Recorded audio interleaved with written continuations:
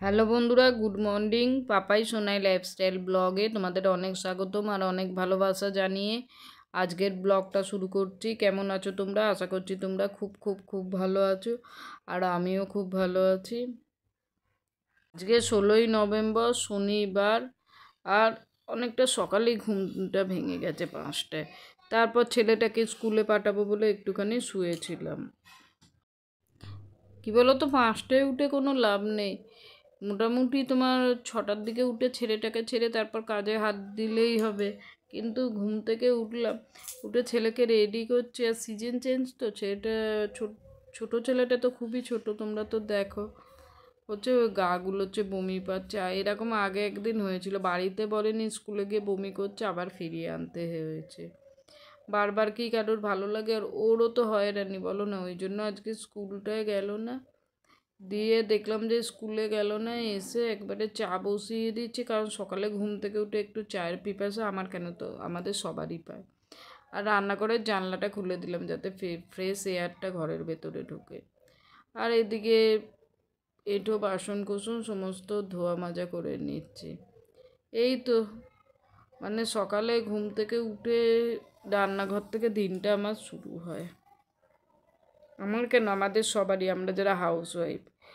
আমরা তো আর কোথাও কাজকর্ম করি না, বেসিক্যালি আমরা সবাই নয়, কিছু কিছু মানুষ আছে বাইরে কাজ করে। আমাদের জগৎটা হচ্ছে এই রান্নাঘরটাকে নিয়ে, নিজেদের সন্তান, স্বামী, এগুলো নিয়েই হচ্ছে আমাদের গোটা জগৎ। এর বাইরে আমরা কিচ্ছু জানি না। আমরা চাই আমাদের যতই কষ্ট হোক না কেন, আমাদের সন্তানের যেন কিছু না হয়। কি বন্ধুরা, ঠিক বললাম তো? চলো বাসন মেজে আগে একটু গরম গরম চা খেয়ে নিই। আর যেন ভালো লাগছে না। সকালে ঘুম থেকে উঠলে ওই চায়ের দিকে মন টানে, এক কথায় যাকে বলে। এই যে গরম গরম চা কিন্তু আমার তৈরি হয়ে গেছে।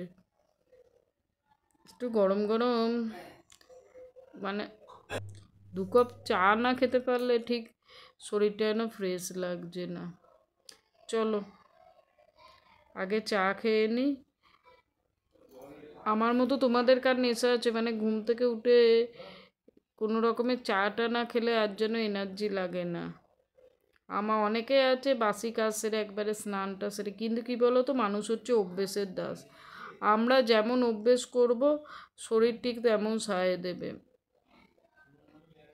অনেকে আছে ঘর ঝাঁট দিয়ে মুছে সাবান কেচে বাসন মেজে স্নান সেরে পুজো সেরে তারপর চা খায়। কিন্তু কি বলো তো, আমার তো এই রান্নার তাড়াটা থাকে না সকালে, ওই জন্য ও চান করার দিকে আর যেতে পারি না, জানো তো। সকালে 1 ঘন্টা সময় লেগে যাবে, কি 1.5 ঘন্টা, ধীরে সুস্থে করি। যারা অফিসে বেরোবে তাদের তো আগে, তারপর বয়স্ক শ্বশুর আছে, ওনাকে ভাত দিতে হয় 9টার ভেতরে। এবার যদি স্নানে চলে যায়, দ্বিতীয় কেউ নেই তো সবজি কেটে দেবে। ওই জন্য কি বলো তো, যার সংসার যেমন তাকে সেই তুলনায় চলতে হয়। আর এদিকে চলো চা খেয়ে আসি। চা খেয়ে চলে এসেছি ঘরে, ভাত বসাচ্ছি। চলো, আজকে তো কার্তিক মাসের শেষ দিন, কার্তিক পুজো, ইতু পুজো। আর আমাদের হচ্ছে ইতু পুজো আছে, ওই জন্য ইতু পুজোর জন্য আজকে নিরামিষই রান্নাবান্না হবে। আজকে রান্না করব ভাত, বিউলির ডাল, আলু পোস্ত, পটল ভাজা, কুমড়ো আলু পটল দিয়ে তরকারি, এইসবই রান্না। মানে নিরামিষ হলে একটু আমার ঝামেলা হয়ে যায়। মাছ মাংস হলে কি মাছের ঝোল করলাম, চচ্চড়ি করলাম, নাহলে শাক ভাজা করলাম, নাহলে উচ্ছে চচ্চড়ি করলাম, মোটামুটি দুভাগ দিয়ে হয়ে যায়। মাছ মাংস হলে আমাদের বাচ্চাগুলো তো কিছুই পাতে নেয় না, আমাদের একটু চচ্চড়ি টচ্চড়ি করলে, মানে নিরামিষেই ঝামেলা বেশি, এক কথায় যাকে বলে। ওদিকে ভাত বসিয়ে দিয়েছি, ওদিকে ডাল সেদ্ধ হচ্ছে, মানে বসিয়ে দিইনি, ভাতটা নামিয়ে নিয়েছি, তোমরা দেখতে পাচ্ছ। ফ্যানটা ছাড়তে হবে। আর এদিকে দেখো বন্ধুরা, পটল ভাজা হয়ে গেছে কমপ্লিট। এদিকে ডাল সাঁতলে নিলাম ওই মৌরি তেজপাতা ফোড়ন দিয়ে। তারপর ওই যখন ফুটবে একটুখানি মৌরি আদা বাটা দিয়ে দেবো, আর হচ্ছে একটু হিং দিয়ে দিলে হয়ে যাবে। আর এখানে পোস্ত বসিয়ে দিচ্ছি, নর্মাল নিরামিষ আলু পোস্ত হয়, 5 ফোড়ন দিয়ে নাড়াচাড়া করে একটু পোস্ত, একটু নুন হলুদ দিয়ে, মানে শর্টকাটেই যাকে বলে, ছোট ছোট করে কেটে চলো তাহলে রান্নাবান্নাটা এদিকে কমপ্লিট করি। আর এই দেখো আমার কিন্তু আলু পোস্ত রান্নাটা হয়ে গেছে কমপ্লিট। বললাম না নিরামিষ রান্নায় ঝামেলাটা হয়ে যায় একটুখানি বেশি। চলো তাহলে। আর এটা মনে হচ্ছে একটুখানি পরে ঝাল অ্যাড করতে হবে। কাঁচা লঙ্কা দিয়ে করেছি। কী বলো তো বন্ধুরা, কাঁচা লঙ্কা অনেকটা আনা ছিল, শুকিয়ে যাচ্ছে জানো তো। কারণ রান্না না করলে আর জিনিসপত্র অপচয় করা আমি একদম পছন্দ করি, মানে গা করকর করে জানো তো। কাঁচা লঙ্কারও তো প্রচুর দাম।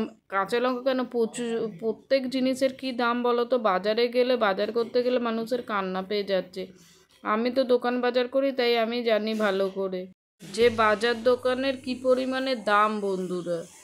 মানুষের সংসার চালানো হয়ে গেছে দায়।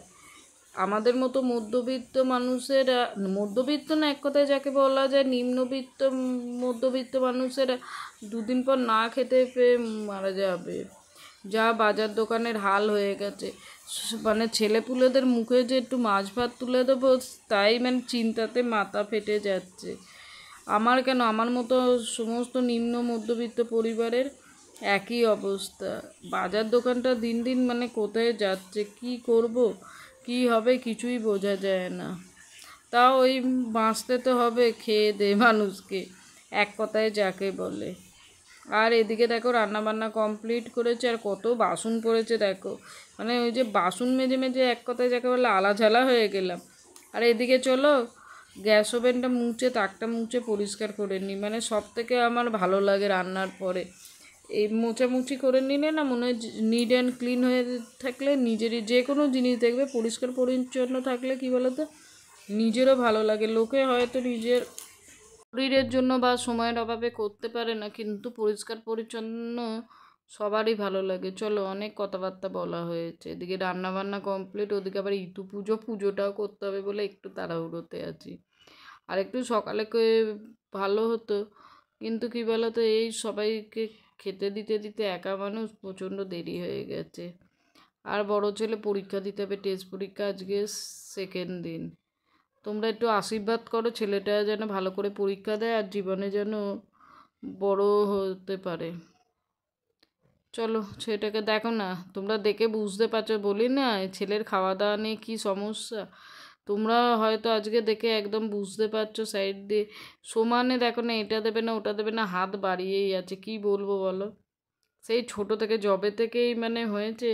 খাওয়া দাওয়া নিয়ে বলি না জ্বালাতন, তোমাদের অন্যদিন বলি, আজকে তোমরা হয়তো একটুখানি দেখে বুঝতে পারলে যে কেন আমি কথাটা বলি।